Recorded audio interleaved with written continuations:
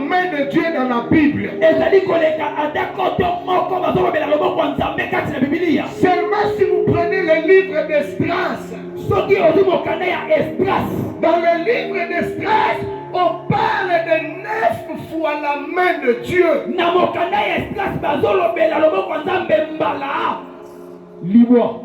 Imagine si seulement dans le livre d'Esdras,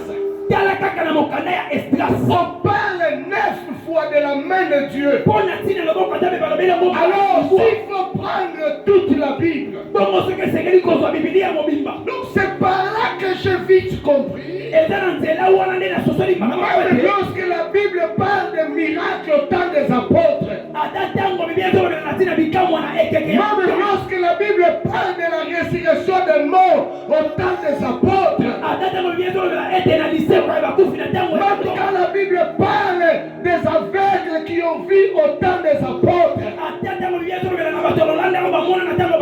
tous ces miracles-là sont le résultat des œuvres de la main de Dieu.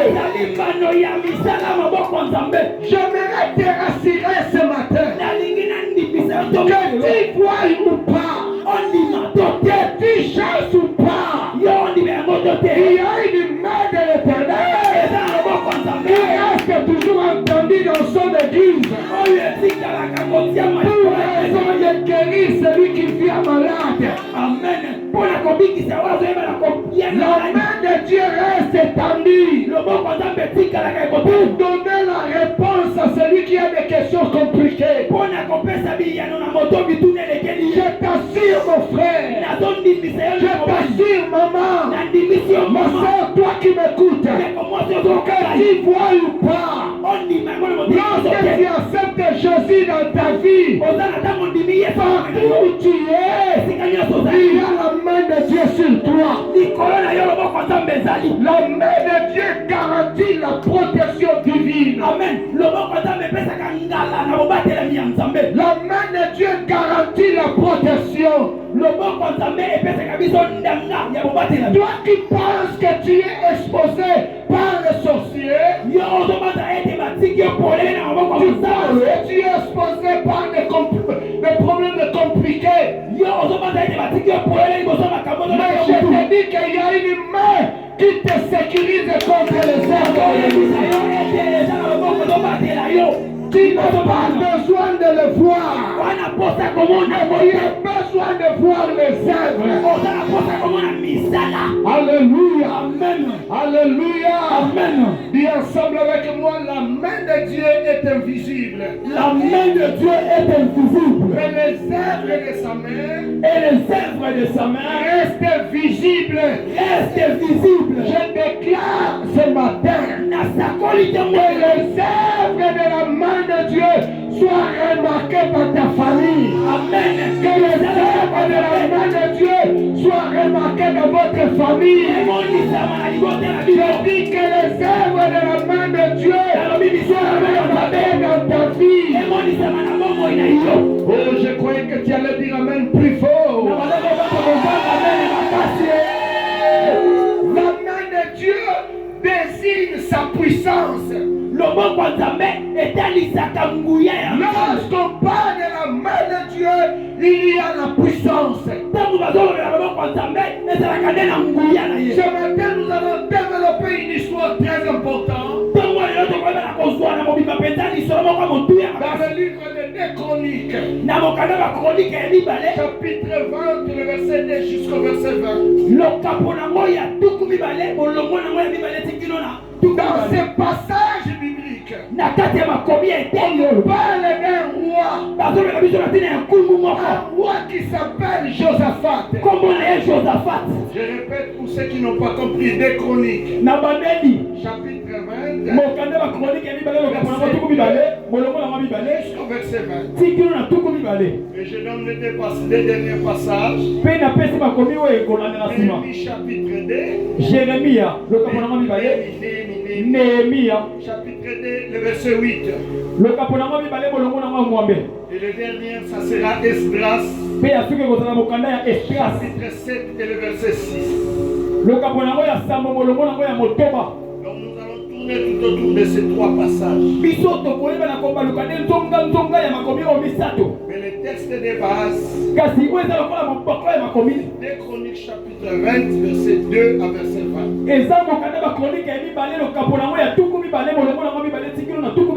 Donc je répète encore, dans mon introduction, tout ce que nous voyons dans ce monde est le résultat des œuvres de la main de Dieu.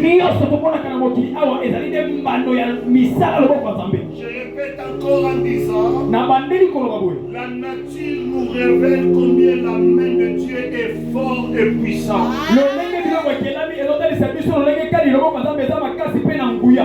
Parce que personne ne peut imaginer que l'avion, avec toute sa grandeur, avec tous ses poids qu'il a, peut voler dans le ciel. Ça, ce n'est pas la sagesse humaine. Ça, c'est les choses divines. Amen.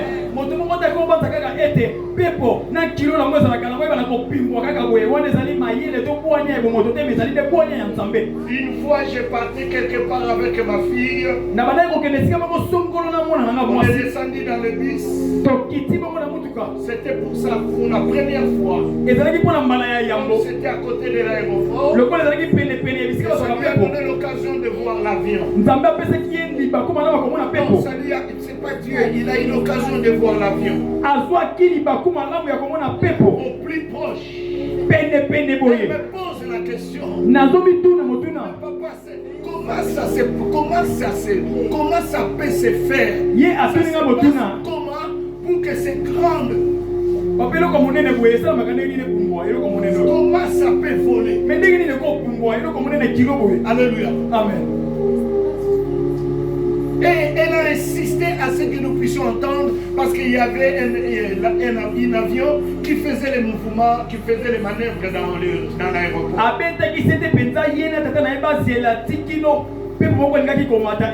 Pour qu'elle voie comment ça décolle. Même si nous voyons comment ça décolle, mais ça c'est un mystère. Imagine quelque chose de plus grand comme ces deux grands rangées, comme ces deux rangées. Et plus long, encore plus large. Et peut voler dans les cieux. Voilà pourquoi la parole de Dieu dit, est-ce que la nature elle-même ne vous enseigne-t-il pas? Pourquoi tu as seulement besoin de comprendre qu'il y a la main de Dieu qui agit dans ta vie? La nature même révèle la puissance de la main de l'Éternel.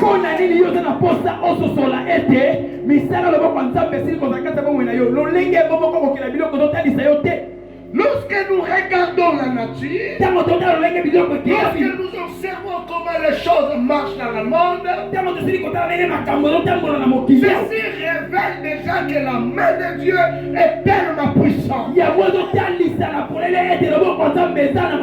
J'aimerais dire à quelqu'un la main de Dieu est plus puissante que les œuvres de l'ennemi qui te combattent. La main de Dieu est plus puissante que la maladie qui te dérange. La main de Dieu est plus puissante que les problèmes qui te tourmentent.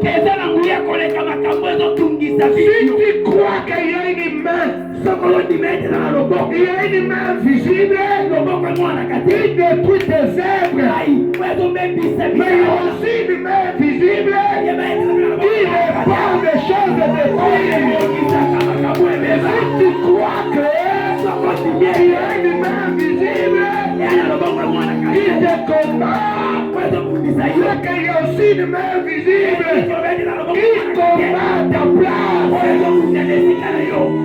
Pourquoi tu peux croire qu'il y a une main invisible qui te bloque? Mais pourquoi tu ne veux pas croire qu'il y a aussi une main invisible qui t'invite à te bloquer? Si tu peux croire qu'il y a une main visible qui détruit ton commerce, mais pourquoi tu ne peux pas croire qu'il y a encore une main visible qui peut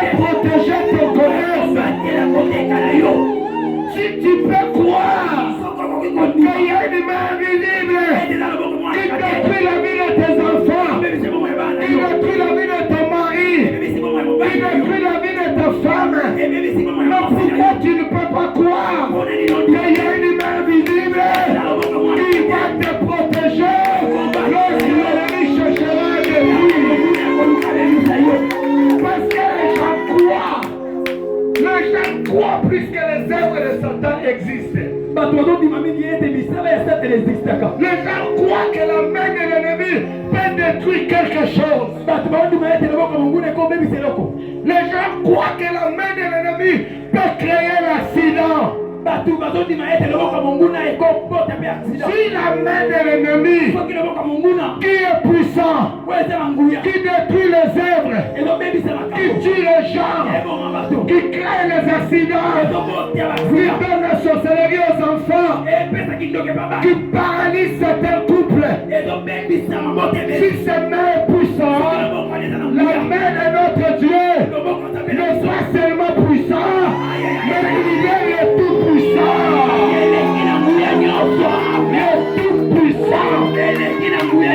Écoutez, le tout-puissant veut dire je suis capable de faire toutes choses sans l'intervention de notre personne.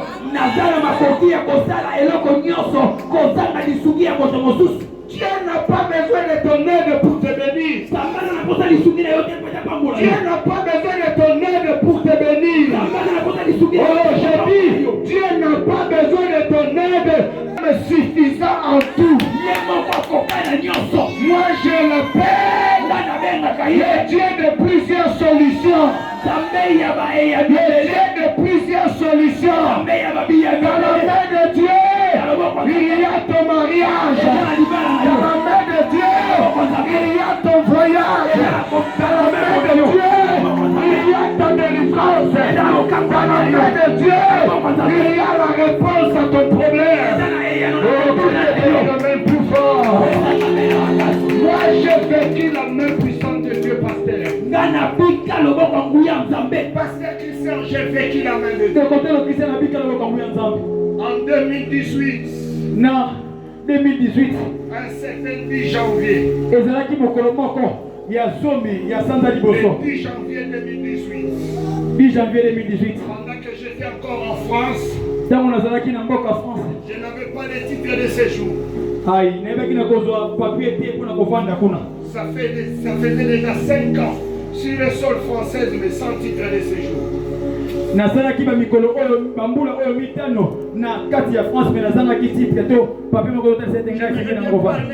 De deux chroniques parlaient de roi Josaphat. J'aimerais bien parler de ça, mais je préfère parler de mon propre témoignage aussi. Parce que c'est que moi je vécu. C'est ça qu'on appelle les œuvres de la main puissante. En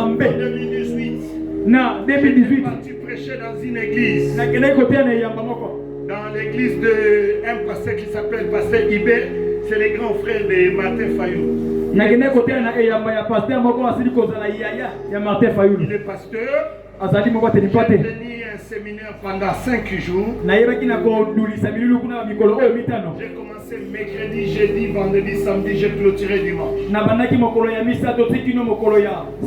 Le dimanche, j'ai pris le train. 21h, je descends à Paris. Je suis tombé sur le contrôle de la police. Ils m'ont demandé, je n'en avais pas. Parce que j'avais fait la demande, même la préfecture, là où on traite les dossiers, ils ne m'ont pas donné un document qui peut me permettre de circuler en attendant la décision.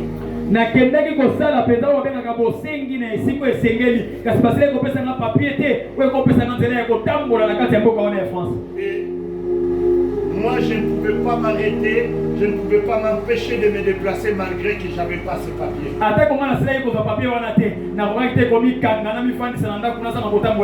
J'avais décidé, même si je suis en Europe, je continuerai à servir Dieu. Les gens qui regardent mon compte Facebook, vous allez me voir chaque samedi, je monte dans la forêt.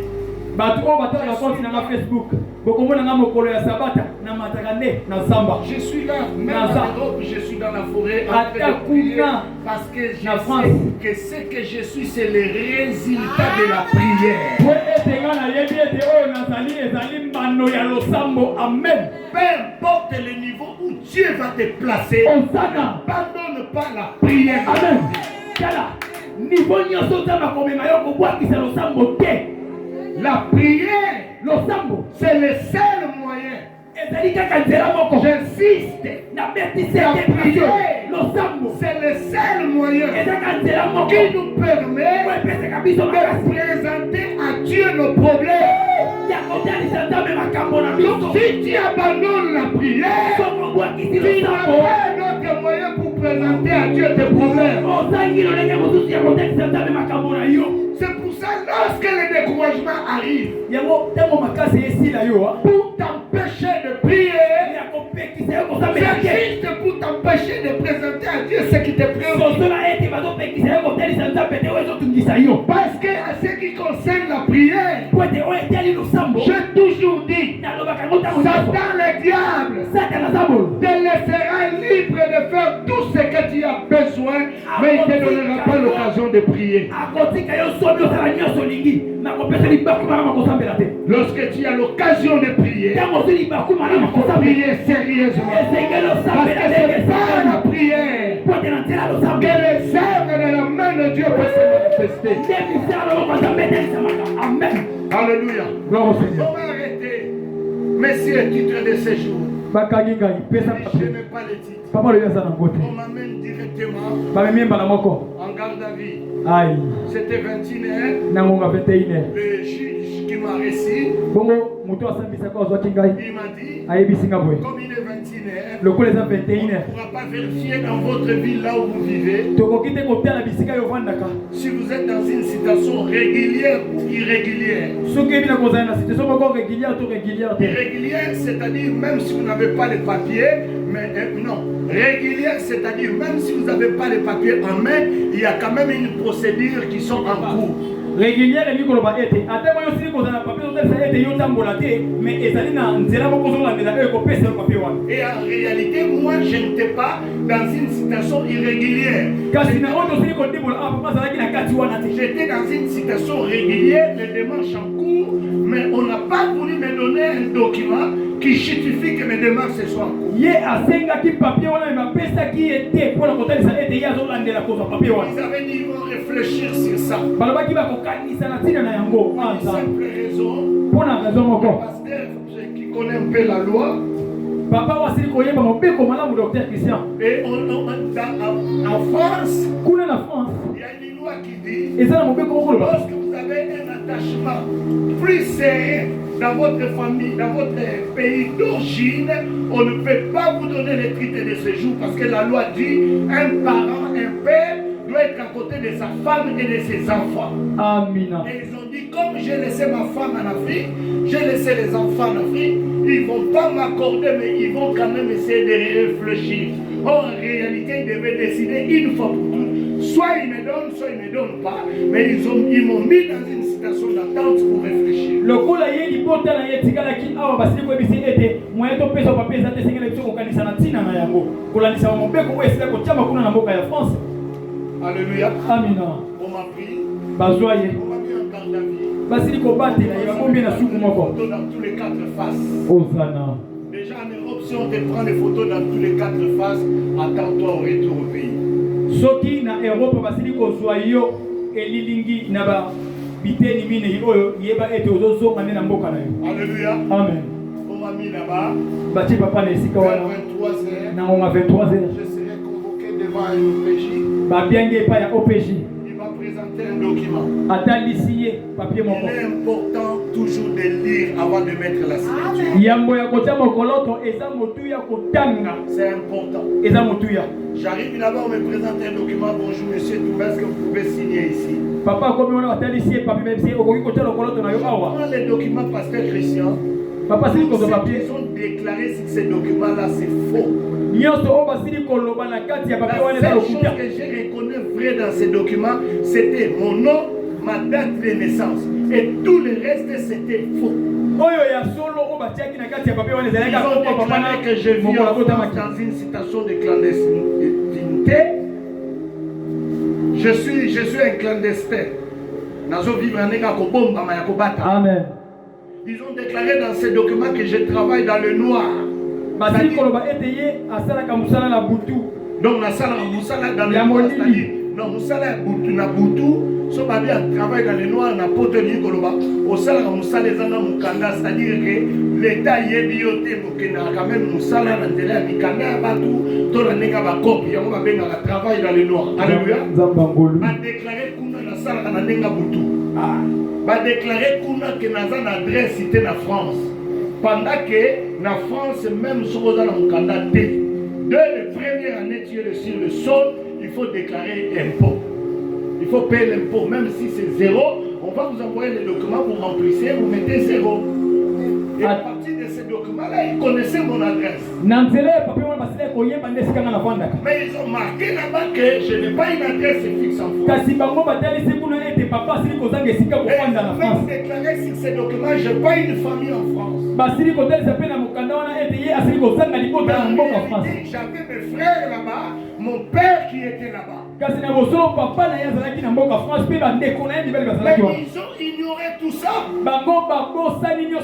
Mais c'est le PJ que je ne vais pas signer ce document. Il a dit, si tu ne veux pas signer, je vais marquer refus de signer. Je dis pas de question, marquer refus de signer. Et j'ai accepté. Mais refus de signer. Il me fait sortir un deuxième document. Avis de quitter le territoire français immédiat.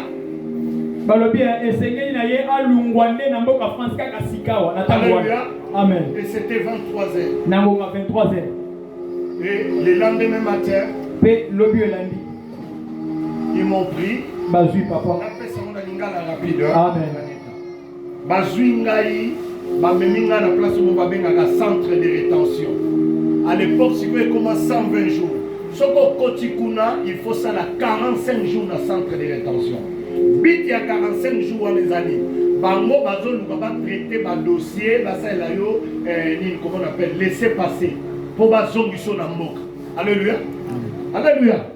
Le boko ya nzambe. Le boko ya nzambe taomona ngo asate. Taomona ngo asate. Mais misala ya loboko ya nzambe.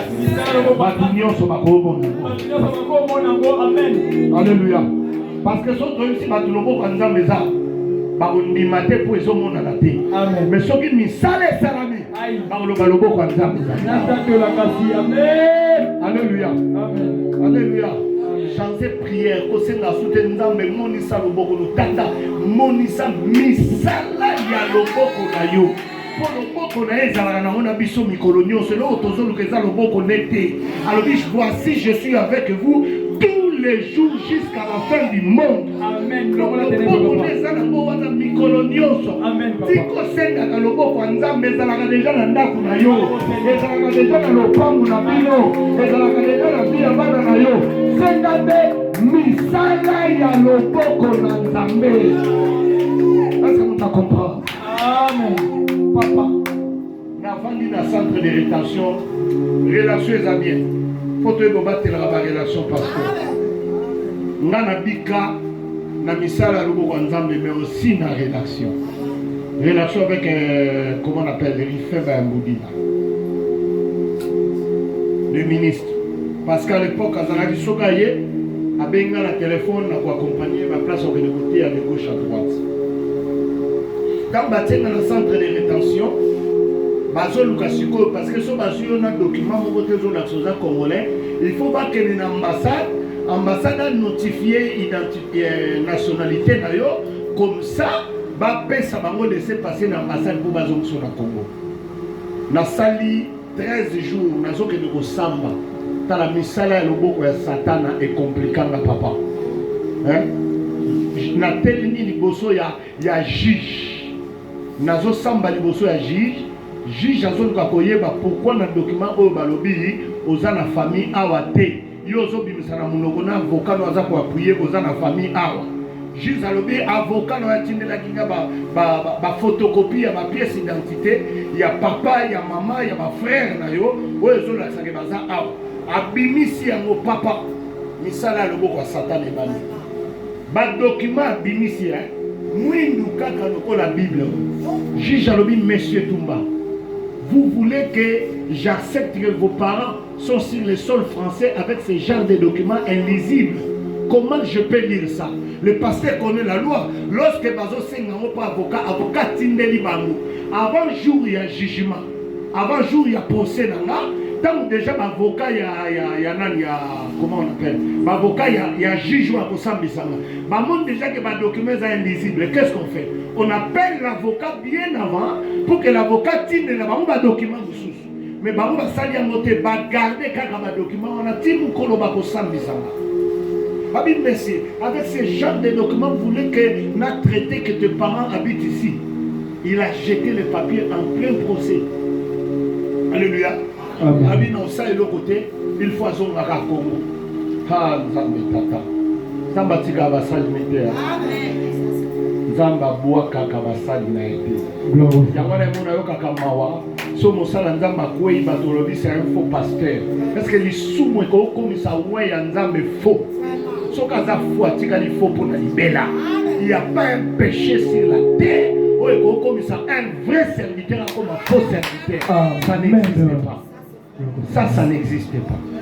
So koza faux zaka faux. Amen. So koza vrai au gros au gros bunga mukolo moko loboko nzambe besoin. Amen. So moni abungi akelibela azalaka ya bisote. Amen. Ayaka pota ba double l'église à Jésus. Osana. Ko benga ka mosali ya nzambe faux pasteur te pour quoi na lisou. Parce que lisou est comme ça moto faute. Amen. Là ça mutala ninga bien. Amen. Très important. Papa bazuinga wana bazonsinga ikuna na salle. Normalement na bandi ko vanda kuna nzamba bandi ko samisa na ye batu bazovana na ba nini comment on appelle ba pièce mususu esika parce que pièce moko deux personnes.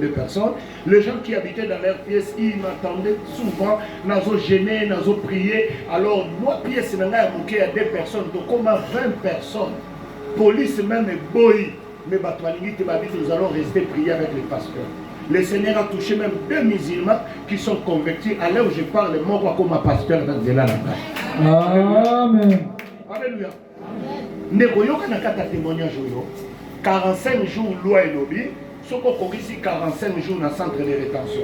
Bazuma koki ko rapatrier yote. La loi dit il faut pas libérer yo kende. Parce que ba koki yo ba koko zo sauter pendant 45 jours. Ngai na suite téléphone parce que kuna aux a droit téléphone mais Android tes téléphone quand normal il y a 6 na prison ba pesio. Pasteur Rifin Bandoudi là qui m'appelle. Allô pasteur bonioza bien abi oui naza bien papa. Abi nazo ya lobby nazo ti ndombo mabiye po tokuta na Belgique abi papa ne tozo so la bo lelo 43e jour nanga naza na centre de rétention bakanga ngai bazo ko bazongisa ngabi comment ça? Abi me pona toko sala ndenge na bi biso petit ministre na biso ya ba congolais na poto pesarate. On va essayer de voir qu'est-ce qu'on peut faire. Pendant ce temps-là, l'État français a besoin que l'ambassade na biso pour luka ba notifier nationalité na ngai. Rifé à lobby papa tant nazo comme na poto bengelanga papa na yo tokuta na bakuta na papa botanga baketi pa ambassadeur. Le bas relation basakana na ngoti. Je sens ta pembe na yo soigner relation na ngayo e bilobité. Soigner relation na ngayo e bilobité. Dans la relation à pasteur il fait des bikisanga. Ba komi pas ambassadeur, ba ici ambassadeur à lobby, celui-ci est le père de mon ami. C'est un ami qu'on a souffert ensemble. Parce que moi, je connais Rifin. L'air coûte non comme pasteur. Tu n'as aucun peu ça faire nécessairement. Dans l'église, on a un pasteur. Où a comme chef de cabinet na Ekombo Kiminga.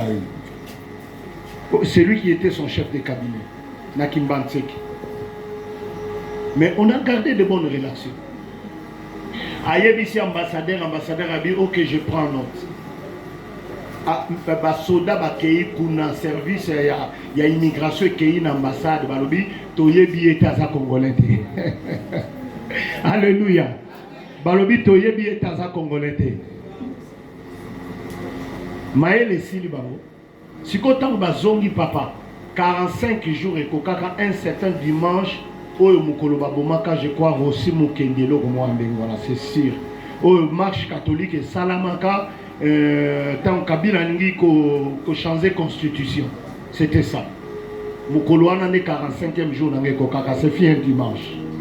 Sikoyo batia système soko binyo ke le rolia fenêtre moko eza liboso ya réfectoire kuna nde babambaka ba papier batie kombo na yo na date ko voyager na vol bazwili yo. Donc soko yeka komi na mire wana otangi na posa ko lia fosila. Alléluia.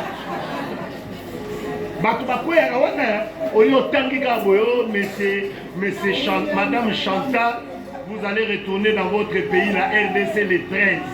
Mon ami t'a piqué crise wa. Nga mukolo ngona liaka na ngate na prière. Bano na prière na ba mutongo bakei ba moni 45e jour ekokoka nesi lobby dimanche samedi batie kombo na nga na liste. Ah. Loba lobo kwa nzambe. Ata soki nazomona ngo te. Nazondimela misala ya loboko na nzambe.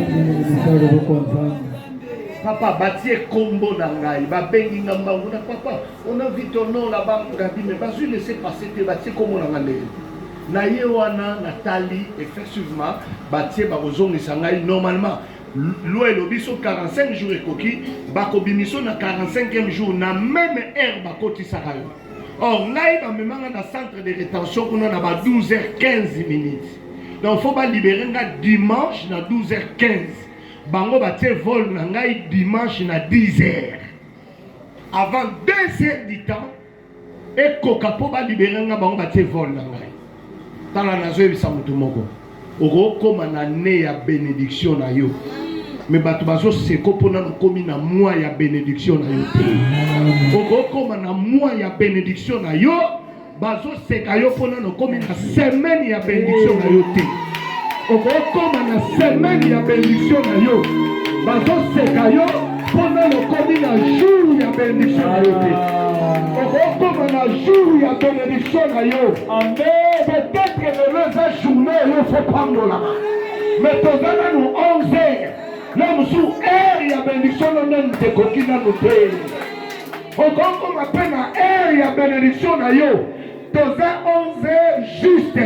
Mais l'homme sous copain, on a 11h05. Au Congo, on a minute à bénédiction, on a yo. Mais ensuite, t'es pour tirer ma seconde. Au Congo, on appelle ma seconde. Ensuite, t'es pour tirer tiers. Il y a moins de la même dans une minute. Dieu peut faire de grandes choses. Même dans une seconde.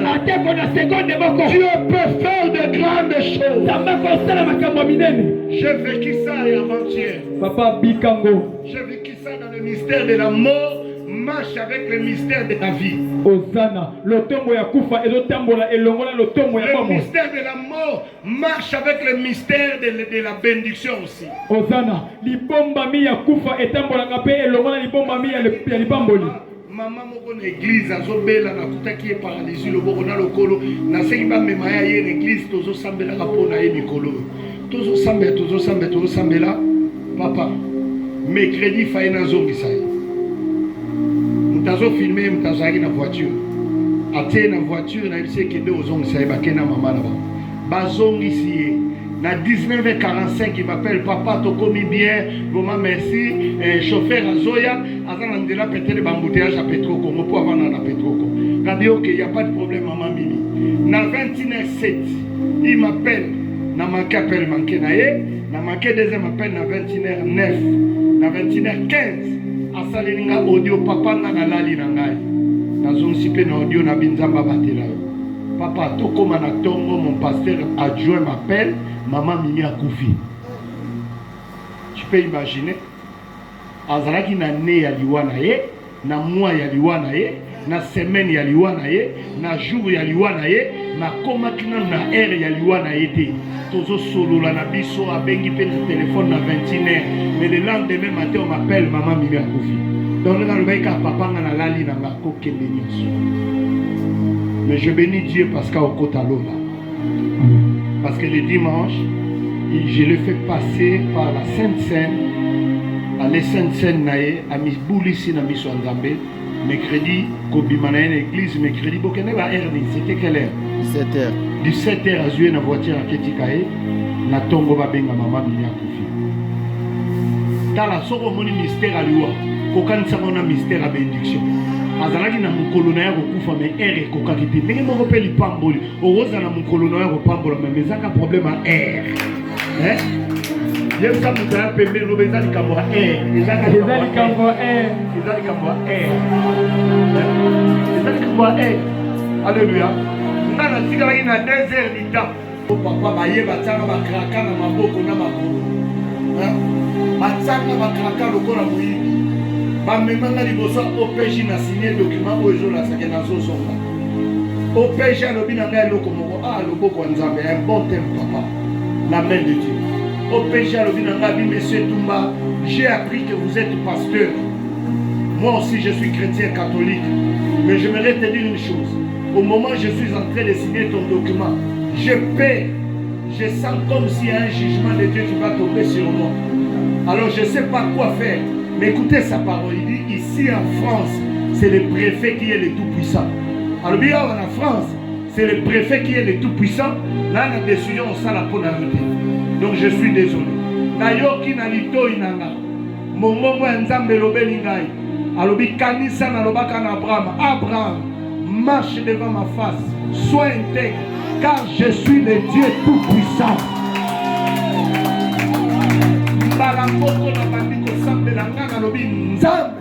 Ceux qui préfèrent le tout-puissant, nga nazokende kolala na Congo, mais ceux qui yosa le tout-puissant, nga natikali na France. Misala loboko ya Nzambe, amen. Ngai na viva misala loboko na Nzambe. Nakoki koteya temo na esengo nyonso la main puissante de Dieu parce que je l'ai vécu dans ma vie. Alléluia. Amen. Alléluia. Amen. Donne-moi le mot à droite. Le bas tata. Tata. Nana mona le boko na odo. Ebi pete solo za la pembe to mutu mwindu. Na ebi pete solo za la pembe to ya mwindu. Mena lingi. Kasna lingi. Après ma terre. Nasno ma terre. Après ma terre. Après ma terre. Namona. Namona. Misala ya le boko na yo. Misala ya le boko na yo. Ata makasi namona. Namona.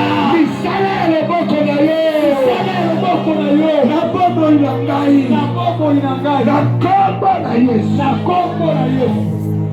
Moi j'ai vécu les œuvres de la main de Dieu.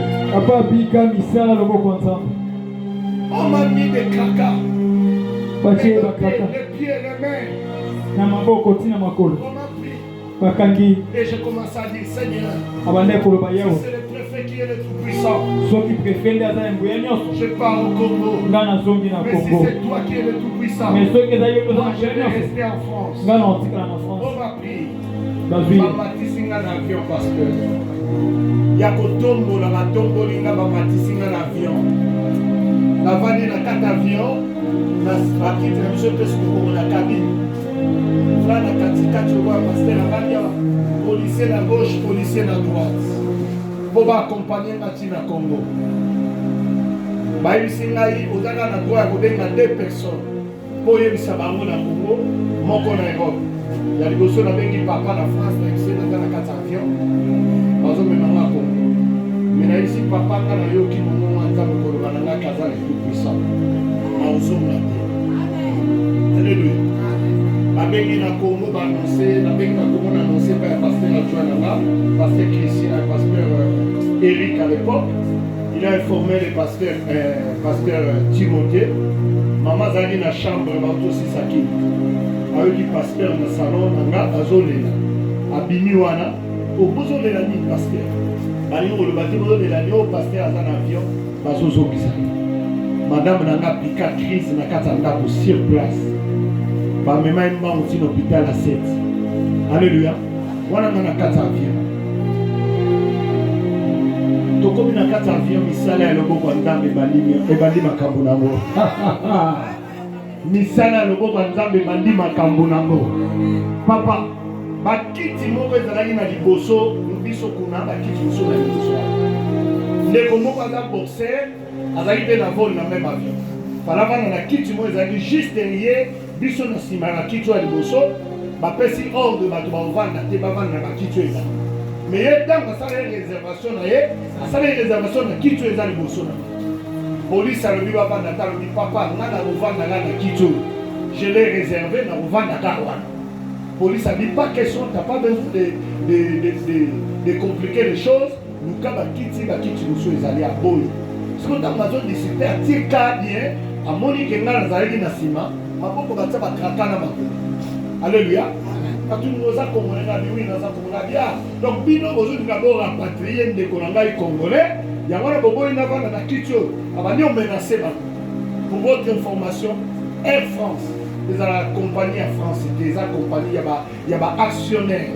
Les actionnaires sont Air France. Mais d'ailleurs, Air France, les amis compagnies, il y a des actionnaires.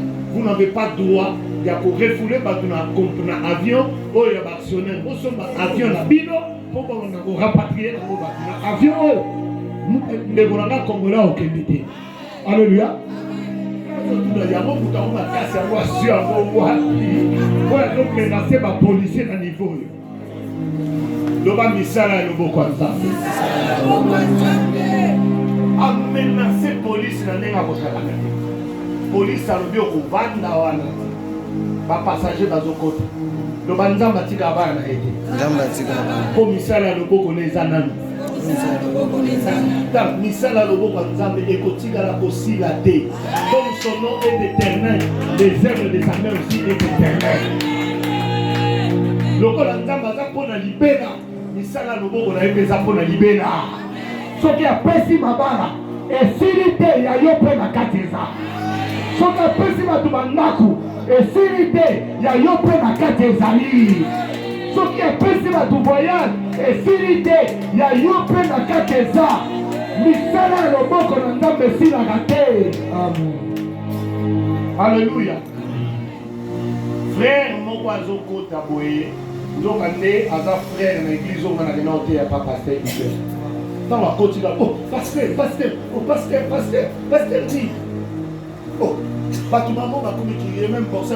Il est pasteur, mais oui, il est pasteur. Oh, vous avez mon salaire, pasteur.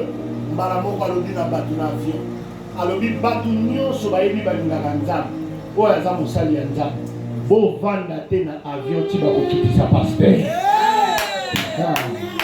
Alléluia. Le bas misala est le beau qu'on a. Nana vivant misala est le beau qu'on a. Papa, presque moitié y a avion. N'a pas mis le haut, bah il est gâté. Bah boy au fan. Bah hôtesse, bah l'équipe n'a pas rang, bah tu vas fan, bah tu vas boy. Pilote annoncé qu'on a bah tu vas vendre, bah tu vas boy. Bah vite au vendre té, ce qui passe té la qui dit té.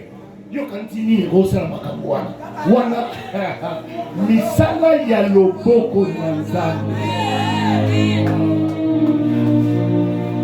Papa ngomo na ba refulanga misala ya loboko na Nzambe batu baboyi avion faut décoller na 10h sur 20 sur 30 to comme tina 11h12 minutes. Tala Nzambe soit le rosa misala loboko na Nzambe a besoin d'intervention en tout. Parce que mon Colombo au Bémina quand Azalaka na kata avion wana Azalaki peut président de l'Assemblée nationale. Bah français bah mais il y a votre compatriote là qui est le président de l'Assemblée nationale. Il est là-bas dans la place il y a une comment faire la classe comment on appelle la business class. Avant du coup bah Congolais bah ko lobela ye ba fingi ndaku tunazamuna te ngala samutema Nzambe. Ceux qui se préfèrent à le tout-puissant, Nazola na Congo. Mais ceux qui ont tous le tout-puissant, Nana Tiga na France. Ça pour la paix. Batu basolo ba kokembete, ya kokembete, to vanda te papa to commenti 11h12 minutes. Batu baboy au vanda. Ba wala pilote a annoncé qu'on a le je demande aux policiers de faire descendre M. Toumba. Misala no boko na Nzambe. Na sengo kikame seki. Bakamio bakrako mati na avion kete. Le bon Nzambe ga mtego sala makambo wana. Bakiti sangai na avion. Ba mema ngai pasteur ayebi loi, ba mema ngai ba benga la comparution immédiate devant les juges. Moi ndambo loi na ici juge na je n'ai pas un avocat. Je préfère garder silence jusqu'à ce que j'aurai mon avocat. Alléluia. La loi est respectée. Il dit, ok, je respecte la loi, tu gardes le silence. Personne sur le numéro avocat. La personne sur le numéro avocat. Là, na samba na 22h. Juge à Sambisi, moni makambo clair. La bendali bo benga oni so bo benga mo pembe na huis clos. Parce que ça na mo huis clos pour ba prononcer. Alléluia. Biso ba kongo to benga o kinzonzi. Na kata kinzonzi na bango loboko nzambe ezalaki wana. Na mona ga juge aye papa oyebi mobeko. Normalement, sur le juge, il y a 24 ans. Ba condamné, to ba libéré. Il faut pas attendre moi l'article, non? Juge a eu la parole à l'obinanga, mais c'est tout bas. Je ne vois pas pourquoi je vais te condamner. Va poursuivre tes démarches avec ton avocat. Alléluia. C'est comme cela va libérer va libérer papa. Tant va libérer quelques mois après témoignage à mon aîné, sur le temps, ils ont sanga, on va continuer témoignage. Oyo ane nazwa mukanda na mystère misala ya loboko na nzambe mukolo na koma na préfecture pour na ketuna mukanda na nga babi ba dossier no ese kenda pa ya préfet akangaka yo faut que nous landela dossier no kuna to elio lisuti na nzambe ya ngai na ke ko sambela mukomsu na zo sambela ki nzambe abi kendo tuna so mukanda no na préfecture. Il y a la vie, il faut développer votre capacité d'écouter Dieu. Ça va t'aider sur beaucoup de choses. Là, na tellement pena na mukolo na yoka nzambe kende ko tuna mukanda. Non, na bino na kenda ki déjà kuna. Balobi mukanda na ngeza la sukuda ba dossier na ngekenda na mboka mususu. Na tellement na kenda. Na tuni boy ba bisimo non. Mikanda ba dossier na za a témoin ça l'autre mazate. Abina na est-ce que ça na double copie à document au pesa na bi oui na zana. Ba bi ke no zo double copie. Tant na na double copie boy mama. Na komi na zo c'est la tour na na kei. Mama wana oya na kei ya mbinde ko mususu bazo sula na ye basili sanga na zo la tour na.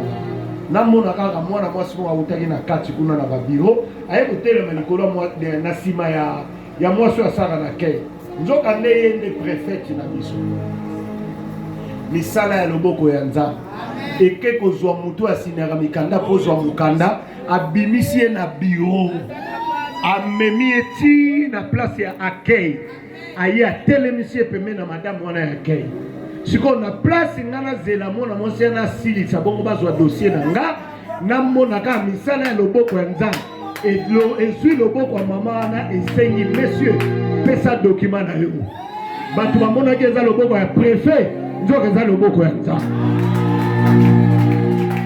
asenginga phare de papa kaka ntango afongoli phare namoni kako oh c'est vous monsieur Tumba oui j'ai dit oui ah mais c'est toi qui viens des centres de rétention j'ai dit oui il dit viens vite viens à continuer na kata alobi je te donne le titre de séjour aujourd'hui nazo peso mukanda na yo kaka lelo Navandi wana lobi nangabi messieurs, je peux pas te dire plus à propos de notre collègue de Saint-Denis, mais aujourd'hui je te donne ton titre de séjour. Kaka le même jour wana. A salelinga y récépissé en attendant basa la carte. Normalement dans la loi, so basali au récépissé, ba utindilo SMS après 3 mois. Pour ba la carte c'est après ya rozwa. Yange sala combien de jours papa? 8 jours. Au lieu de 90 jours, au lieu de 90 jours, il y a ça là 8 jours. Tala misala lo boko ya nzambe. Tala yozo saka. Soki nzamba lo bien la kiso misala lo boko na ye. Malade ozana ngo ezobika. Na tongo lelo nazo ebisa mutu moko. Misala ya lo boko ya nzambe. Elinge sala na tongo lelo. Tellement likolo place za Dieu. Tombola ka main droite na yo. Tombola ka main droite na yo. Tombola main droite na yo rapidement. Tombola main droite na yo. Badoratrice. Bolukela nga nzembo mo ko mema biso na mozindo. Tombola ka loboko na yo ya droite. Loboko na droite. Miso za ngo ya kokangama. Ngana ko simba na nga yo te. Me misala ya loboko ya nzambe. Loboko ya nzambe tata. Loboko ya nzambe tata. Loboko ya nzambe tata. Reba shaka raba baba. Iraba shaka. Je verrai avec le pasteur Nakozonga pour l'obéla Makamwetali, le roi Josaphat, parce que j'ai donné 2 versets bibliques qu'on n'a pas développés. Mais le Seigneur a voulu que cela soit comme ça. Tombolaka loboko tamba baza ko adorer ngai sikono bana ko sambela na senga manifestation ya misala ya loboko ya nzambe soko za maladi na lobino lelo zobika na sima ba problème za esprit moko ebombani wana lelo ezobima ekobima na ba cri ozozwa te lelo ko shakalaba Shakalaba, Melaba Sheperiba,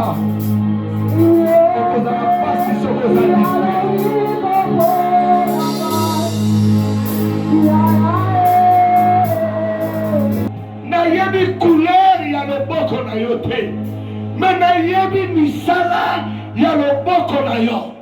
Nayebi oyo loboko na yo eza capable ya kusala.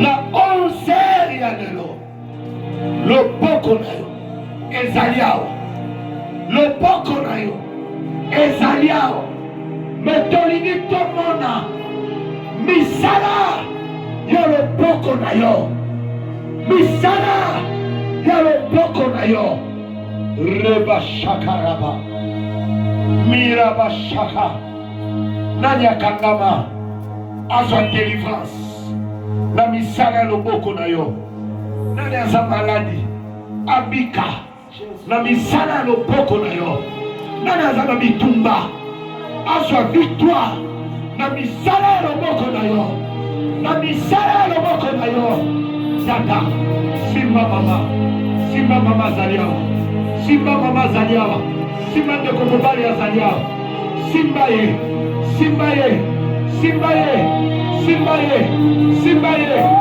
yoka loboko nzambe biloko loboko nzambe zoleka place osa loboko nzambe zoleka place osa